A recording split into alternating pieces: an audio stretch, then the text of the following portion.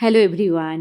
আজ ছিল আমার জীবনের একটা বড় দিন, 19th জুলাই, যোগা কম্পিটিশান। ভীষণ খুশি আমি, সকাল থেকে সেই রকম ব্যস্ত ছিলাম।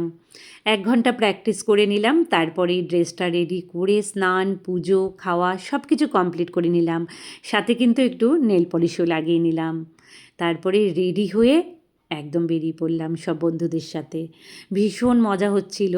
আমার মনে হয় হার জিতটা বড় কথা নয়, বড় কথা হচ্ছে পার্টিসিপেট করাটা। যাক গিয়ে এই দেখো আমি উঠে পড়েছি স্টেজে, আমি আমার 100% দিয়েছি। ভীষণ খুশি আমি সবাইকে একসাথে পেয়ে, সবার সাথে অনেকটা সময় কাটিয়ে। কিভাবে যে বিকেল হয়ে গেল, বিকেল থেকে সন্ধে হয়ে গেল, তারপরে সবাই মিলে 1 কাপ চা খেতে যাওয়া, সেখানে গিয়েও হই হুল্লোড় আনন্দ, ভীষণ আনন্দ করলাম।